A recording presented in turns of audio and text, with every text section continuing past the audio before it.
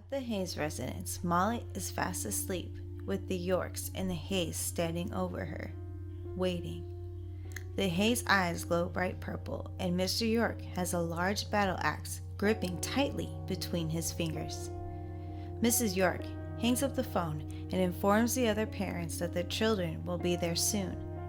They fell for her bluff. With any luck, she will not have to wait much longer before this whole event is over. Now that the children are aware of Pride's existence, it moves their timetable up quite a bit. Molly slowly wakes up from her slumber, and all her parents except for her mother leave the room.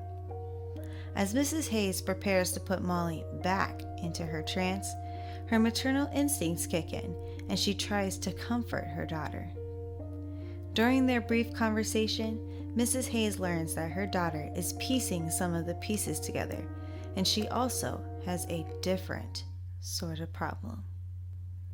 Elsewhere, the Runaways get out of their van to discuss their current situation and weigh their options. Chase options that they go into hiding, and he does see some agreement from the others. But then there's Alex. Him and Chase have never really seen eye to eye, and he tells the rest of the group that he will be going after Molly alone. Gertrude, for one, thinks that this is ridiculous. Carolina follows up Gert's thought by reminding Alex that he doesn't have any powers. She can glow and fly. Nico has a magic staff. Gert has a pet raptor. And Chase... At that moment, Chase finds out that his gloves can shoot out fire. He should probably keep his hands to himself. However, this newly discovered ability has convinced Nico, and in turn the other two women, that if they can figure out a plan, they will have a shot at saving Molly. At the Hayes residence, Mrs. Dean has just arrived from New York. Her husband, Frank, is still there negotiating an intergalactic deal with another alien species. A Skrull, she thinks. Yes, a Skrull. That is when Mr. Hayes gives a status report as well. His wife is currently upstairs tending to Molly. The Wilders are working on a contingency plan, and the Manuresteins team have been unresponsive since their last encounter with the children. Mrs. Dean isn't worried. She doesn't believe her daughter, Carolina, has the spine for a fight. Outside, the kids prepare for the raid. Nico takes this opportunity to tell Alex just how afraid she really is. No matter which way she looks at it, there is no way that all of them are going to live through this. Alex understands completely. The idea of them lasting this long is uncanny. Not knowing what's to come next, Nico kisses Alex and they prepare to begin phase 1 of their plan. Alex and Nico proceed to the front door and ring the doorbell. They are greeted by Mr. Hayes, who asks where the other children are. When he finds that they are somewhere hiding, he becomes quite amused at how much Alex resembles his father. Unfortunately, that is not how he does business. He raises his left hand and his eyes glow purple as he instructs the children to kneel. Alex and Nico's body collapse to the ground. They will give up the others at once, or Mr. Hayes will order them to snap the other runaways' necks. Alex then musters up enough willpower in order to call in the beta team for phase 2. The raptor strikes, breaking in a window from its attack, and Gert follows in slowly after.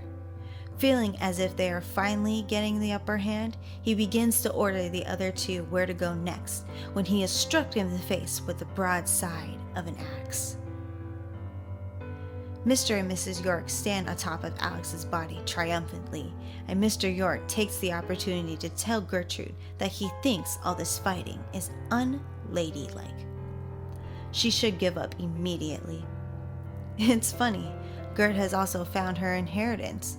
The last time he checked, he and his wife were not dead yet. They approach Gertrude's raptor and start petting it. It was foolish of her daughter to believe that she could use the raptor to attack them.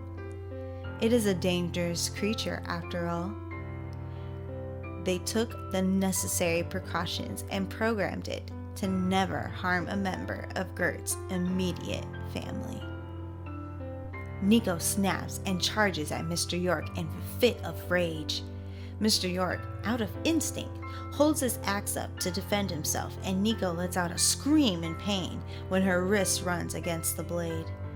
Instantly, Mr. York regrets his decision, and he looks to his wife, which solidified his bad judgment. That is when Nico's staff emerges. When blood is shed, let the staff of one emerge. Nico incapacitates both parents, and it's on to phase 3. In the backyard, Chase and Carolina are waiting for Alex's signal from Molly's room to move in when they are greeted by Carolina's mother in her full battle armor. She wraps Chase in a rainbow energy in order to detain him before moving in to speak with her daughter.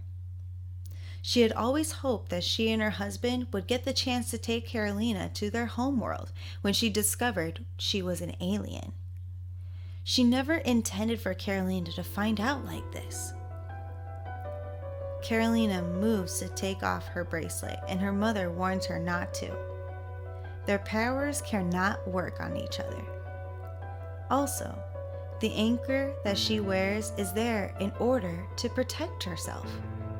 Carolina pieces together that if the anchor dampens her abilities, then it should do the same for her mother.